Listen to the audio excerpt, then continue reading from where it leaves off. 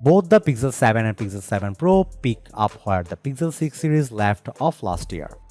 The horizontal camera bar is back, but now it's a soft finish metal, polished aluminum on the Pro and matte aluminum on the standard Pixel 7. The camera lenses are also more prominent on this year's models than they were on the Pixel 6. It shows that Google really wants you to focus on those cameras, which is understandable given how critical photography is to the Pixel's overall value. In another return from last year's design, the Pixel 7 features a flat display. The 6.3-inch OLED is easy to use one-handed while also packing punchy colors. During my hands-on time at Google's store, I couldn't take the Pixel 7 outside to see how well it handled sunlight, but it seemed bright enough in the store's lighting. For what it's worth, Google is promising a 25% boost to brightness from the Pixel 6, and the Pixel 7 will certainly need to deliver on that, so keep up with the bright screens of the iPhone 14 and Galaxy S22. Overall, the Pixel 7 feels solid and sturdy. Its premium feel belies its price tag in the best way possible. The same feelings goes for the Pixel 7 Pro too. This model is larger with a slightly curved 6.7-inch OLED display. Its camera bar houses the telephoto camera separate from the other two lenses, creating a unique look that distinguishes the Pro from the Pixel 7 beyond just the size. I like the refinement of the design first introduced last year, and I am happy to see Google continue to try to stand out from the sea of other smartphones. The Pixel 7 and Pixel 7 Pro both received some major camera upgrades this year, with the Pixel 7 Pro getting the more significant boost. Google put a huge emphasis on zoom, with the Pixel 7 Pro aiming to offer professional level telephoto capabilities. Google's Super Res Zoom technology has vastly improved. Not only does it allow the main 50 megapixel camera to shoot at 2x, cropping down to a 12.5 megapixel image, but the Pixel 7 Pro can get high quality zoom anywhere between 2.5x to 4.9x by combining images from the main and telephoto cameras. At 5x, the telephoto lens kicks in, but Super Res Zoom works similarly up to 10x, which Google claims can create some amazing zoomed images. Super Res Zoom still does what it set out to do by cleaning up high digital zoom photos. At 15x and above, the feature will do noise your images, and zoom stabilization keeps your phone locked on your subject, much Samsung has done. This also helps provide nice zoomed images.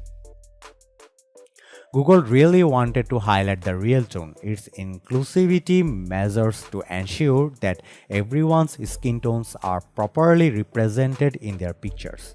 But that's not only inclusivity feature. Guided Frame helps blind users take perfect selfies by guiding them via voice to line up their shots. While I'm not blind, I nonetheless find this so cool. Both the Pixel 7 and Pixel 7 Pro feature a new macro mode, much like Apple introduced with the iPhone 13. Google accomplished this by increasing the ultra-wide sensor size by 25%, but it also added autofocus to that camera. All of that combined with Pixel's computational photography prowess should equal some beautiful macro shots. But what about video? Cinematic blur, much like Apple's cinematic mode, adds a shallow depth of field effect to your videos, making for some artistic blur at 24 fps. Active stabilization is just like Apple's action mode, meaning it offers gimbal-like stabilization to videos. 10-bit HDR is also now standard, offering a broader range of colors, and the Pixel 7 and Pixel 7 Pro can shoot in 4K 60 fps. Suffice to say, I can't wait to try out video and compare the Pixel 7 Pro to the iPhone 14 Pro. Many of the camera features outlined above are made possible by the new Tensor G2 chipset. Take photo unblur, which does what it says it does. The latest Pixels can unblur pictures using machine learning and AI, but it's not just for pictures you take on Google Pixel 7. The new Pixels can even unblur pictures in your Google Photos library. But that's not all that the new silicon brings to the table. Thanks to the latest Tensor, Google's new phones offer some really neat software tricks.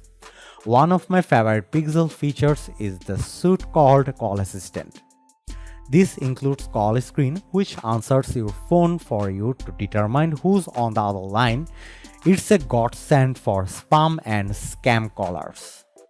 Direct My Call, which before would transcribe automated options to you so you didn't have to remember them all, will now display those options before the automated voice even has a chance to say them, saving you a lot of time.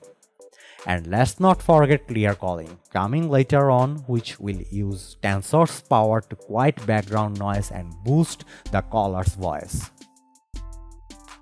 Assistant has also gotten smarter, particularly the voice texting.